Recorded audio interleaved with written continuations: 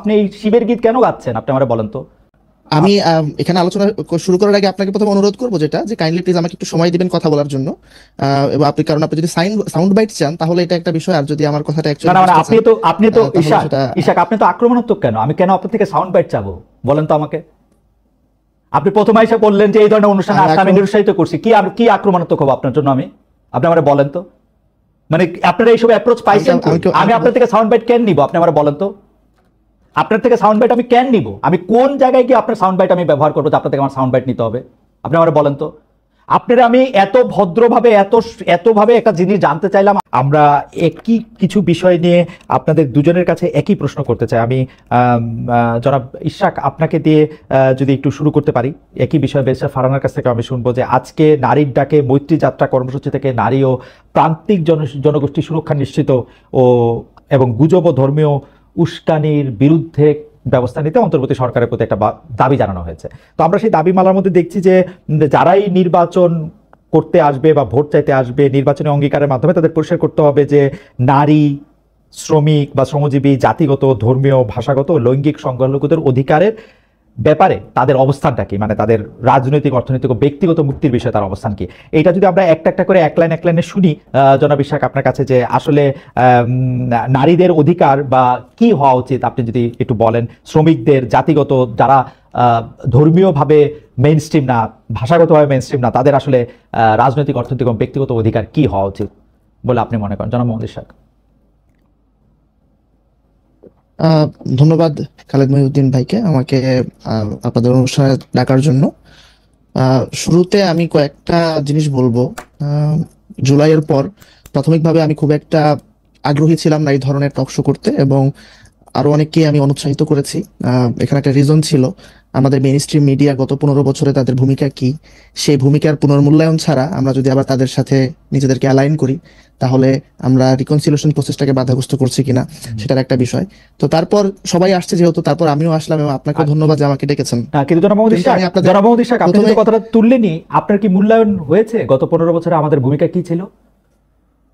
আপনি মূল্যায়ন করেছেন, মানে কোনো কজ, মানে কোনো একটা কন্টেন্ট অ্যানালিসিস করেছেন কিনা? হ্যাঁ, আমার তো মূল্যায়ন আছে। আমরা এগুলো নিয়ে আমি ব্যক্তিগতভাবে লেখালেখি করেছি, আমরা একটা রিসার্চও করেছিলাম। সিটিজেন ইনিশিয়েটিভ একটা সামাজিক সংগঠন থেকে, অ্যান্টি ফ্যাসিস্ট কোয়ালিশন তাদের একটা প্ল্যাটফর্ম আছে, সেখান থেকে আমরা যৌথভাবে একটা কন্টেন্ট অ্যানালিসিস করেছিলাম যে কিভাবে মূলধারার গণমাধ্যমগুলো হাসিনার 15 বছরের শাসনকে বৈধতা দিয়েছে। তো আমি এখানে আলোচনা শুরু করার আগে আপনাকে প্রথমে অনুরোধ করবো যেটা যে কাইন্ডলি প্লিজ আমাকে একটু সময় দিবেন কথা বলার জন্য। এবং কারণ আপনি যদি সাউন্ড বাইট চান তাহলে এটা একটা বিষয়, আর যদি আমার কথাটা আপনি তো ইশাক আপনি তো আক্রমণাত্মক কেন? আমি কেন আপনার থেকে সাউন্ড বাইট চাবো বলেন তো আমাকে? আপনি প্রথমে এসে বললেন যে এই ধরনের অনুষ্ঠানে আসতে আমি নিরুৎসাহিত করছি। কি আক্রমণাত্মক হবো আপনার জন্য আমি? আপনি আমারে বলেন তো, মানে আপনারা এইসব অ্যাপ্রোচ পাইছেন? আমি আপনার থেকে সাউন্ড বাইট কেন নিব আপনি আমারে বলেন তো? আপনার থেকে সাউন্ড বাইট আমি কেন নিব? আমি কোন জায়গায় গিয়ে আপনার সাউন্ড বাইট আমি ব্যবহার করবো যে আপনার থেকে আমার সাউন্ড বাইট নিতে হবে? আপনি আমারে বলেন তো।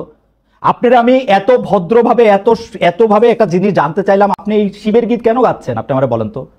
মানে আপনি কি প্রমাণ করতে চাচ্ছেন আপনি আমারে বলেন।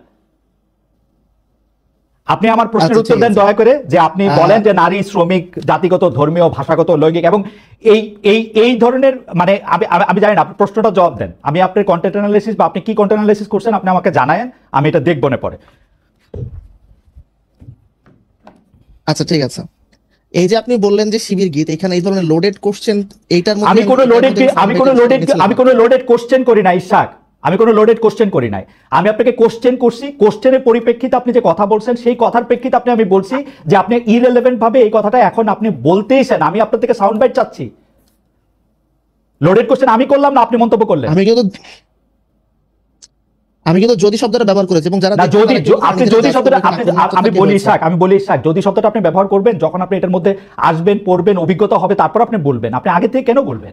আজকে যে বলছেন ভাই, আপনি রাজনৈতিক বিশ্লেষক মানুষ, আপনার একটা মত থাকতেই পারে। আমরা 2 পয়সা সাংবাদিক, আপনি বলেন আপনার যেটা বলতে ইচ্ছা করে আপনি বলেন। আপনি কিন্তু নিজে বলেছেন, এগেইন মানুষ জাজ করবে এখানে কি আক্রমণাত্মক না, ঠিক আছে, প্রজেকশন করছে নিজে। আপনি বলেন মানুষ জাজ করবে, সেটা আমি জানি।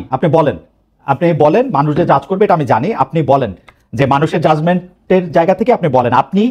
আমি আবারও বলি, প্রশ্নটা বলি, এইটার মধ্যে বলা হয়েছে যে নির্বাচনী অঙ্গীকারের মাধ্যমে আপনার প্রশ্ন আমি বুঝেছি, হ্যাঁ, জি, জি, আপনি নির্বাচনী বলেন। অঙ্গীকারের মধ্যে এটা তো ইট গোজ উইদাউট সেইং প্রতিটা মানুষের সিভিল রাইটস আছে, হিউম্যান রাইটস, ইনএলিয়েনেবল হিউম্যান রাইটস আছে, যেটাকে কেউ ভায়োলেট করতে পারে না।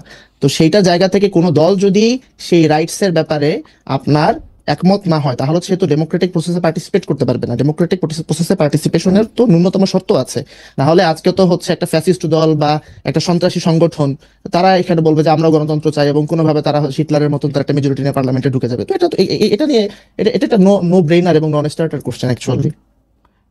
কোশ্চেনটা নন-স্টার্টার মাইনা নিলাম। আমি এরকম বহু শুনছি, বহু মানুষের কাছে যে কোশ্চেন হয় নাই, স্টুপিড হয়েছে, নন-স্টার্টার হয়েছে, সেটা ঠিক আছে, কিন্তু আমি আপনার কাছ থেকে জানতে চাইতেছি যে ধরেন এই যে নারীদের যে নির্বাচনী অঙ্গীকারের মাধ্যমে নারীদের রাজনৈতিক, অর্থনৈতিক ও ব্যক্তিগত মুক্তির বিষয়ে অবস্থান পরিষ্কার করতে হবে। আমি জানতে চাইতেছিলাম যে আপনার অবস্থানটা কি, আপনি কি হইলে আপনি বুঝবেন যে একটা নারীর রাজনৈতিক, অর্থনৈতিক ও ব্যক্তিগত মুক্তির ব্যাপারে তাদের অধিকারটা নিশ্চিত করা হয়েছে? সংখ্যালঘুদের ক্ষেত্রে বা এটা কি, শ্রমিকের ক্ষেত্রে এটা কি, জাতিগত যারা কম, ভাষাগত যারা কম সংখ্যায় আছে তাদের অধিকারের ক্ষেত্রে এটা কি? আপনার তাদের যে সিভিল রাইটস আছে, মৌলিক অধিকার আছে, সেটা সংরক্ষিত হতে হবে। তাদের যে অপরচুনিটিস গুলো আছে, এই এবং যে অপরচুনিটিস গুলো, ইকোনমিক অপরচুনিটিস, পলিটিক্যাল অপরচুনিটিস এবং অন্যান্য যে সামাজিক সংগঠন এবং সামাজিক যে অধিকারগুলো আছে, সেইগুলো অপরচুনিটিস অ্যাভেল করার অ্যাক্সেস আছে কিনা এবং তারা সেটা করতে পারছে কিনা।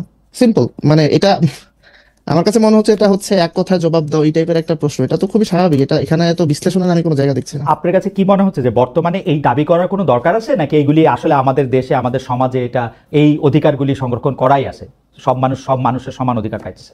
আপনার কাছে কি মনে হয়? আমার কাছে মনে হয় যে এই দাবিগুলো আপনার এখানে করার যৌক্তিকতা আছে। কারণ যদি আমাদের এই প্রবলেমগুলো যদি সোসাইটিতে না থাকতো, তাহলে এই ডিমান্ডগুলো নিশ্চয়ই রেজ করতো না কেউ। সো যদিও আমরা বলছি যে ডেমোক্রেটিক প্রসেসে আপনার কেউ যদি কারো ফান্ডামেন্টাল রাইটস স্বীকার না করে, তাহলে তাকে আমরা ডেমোক্রেটিক প্রসেসে তাকে ঢুকতে দিব না। কিন্তু এরপরও আমরা দেখছি ডেমোক্রেটিক প্রসেসে অনেক পার্টি, অনেক ইন্ডিভিজুয়াল তারা পার্টিসিপেট করছে, এবং অনেক সময় তারা পপুলিস্ট কারণে বা অন্যান্য কারণে তারা জনপ্রিয় হয়ে যাচ্ছে, যারা অ্যাকচুয়ালি এই ফান্ডামেন্টাল রাইটসগুলোর সাথে অ্যাগ্রি করছে না। সো সেক্ষেত্রে তারা যদি এই দাবিটা করে, মোস্ট ওয়েলকাম। আহ, আপনি মনে করছেন যে তাদের এই দাবিগুলি করার যৌক্তিক কারণ আছে, এবং অনেক ক্ষেত্রে সেই দাবিগুলির ক্ষেত্রে যারা করছে না তাদের এটা মেনে নিতে? আপনার কাছে কি মনে হয় যে এই দাবিগুলি মানার ক্ষেত্রে কারো কোনো একটা সুস্পষ্ট অবস্থান আছে, বা কেউ এই দাবিগুলি না মানার ক্ষেত্রে একটা অবস্থান নিয়েছে, এরকম কি মনে হচ্ছে কখন, মানে কোনো ক্ষেত্রে? মানে আমি যদি বলতে চাই যে এই যে গুজব ও ধর্মীয় উস্কানির বিরুদ্ধে যে একটা কথা বলা হচ্ছে, এই গুজব বা এই ধর্মীয় উস্কানির বিরুদ্ধে কি কোনো একটা পক্ষ প্রতিপক্ষ আছে যে এরা গুজব ছড়াচ্ছে বা এরা এই ধর্মীয় উস্কানি দিচ্ছে, এরকম কি কখনো আপনার মনে হচ্ছে? আচ্ছা, আপনি প্রথমে প্রশ্নটা শুরু করেছিলেন যে হচ্ছে নারীর সিভিল রাইটস এর জায়গা থেকে, পলিটিক্যাল রাইটস এবং অন্যান্য বেসিক রাইটস থেকে। জি। তো এখানে আমরা আসলাম হচ্ছে গুজব এবং ধর্মীয় উস্কানি আর একটা ইয়ে থেকে। তো এখন ধর্মীয় উস্কানিকে তারা কিভাবে ডিফাইন করছে, আই থিঙ্ক ওখানে একটা কন্টেস্টেশন হবে, ওখানে একটা ইন্টারপ্রিটেটিভ একটা প্রবলেমের মধ্যে আমরা পড়বো। এখানে নানান পক্ষ নানানভাবে বিষয়টাকে দেখার চেষ্টা করবে। কেউ বলবে এটা তার ধর্মের পার্ট অ্যান্ড পার্সেল, আবার কেউ বলবে যে এটা হচ্ছে ধর্মের ইনস্ট্রুমেন্টালাইজেশন বা হচ্ছে ধর্মীয় উস্কানি। আবার গুজব, আওয়ামী লীগ তো ফেক নিউজ, সত্যকেও ফেক নিউজ বলেছে, আবার ফেক নিউজকে সত্য বলে চালিয়ে দিয়েছে, এরকম আপনার এখন আরো অনেক পার্টি তারা তাদের মতন করে ট্রুথ ক্লেম হাজির করবে। সো আই থিঙ্ক ওখানে একটা প্রবলেম হবে। বাট ইন প্রিন্সিপাল, মানে আপনি প্রথম প্রশ্নটা যেখানে ছিল, আমার মনে হয় না সেখানে আম, আমাদের সিভিল সোসাইটির জায়গা থেকে বা একজন সেইন হিউম্যান বিং এর জায়গা থেকে ওইটাতে দ্বিমত করার সুযোগ আছে। বাট পরে যখন ইন্টারপ্রিটেশনের প্রশ্ন আসবে, যেটা পার্টিকুলার কেসে, তখন সেখানে অনেক মত দ্বিমত হবে, এবং ওটাই পলিটিক্সের এরেনা। Okay, thank you.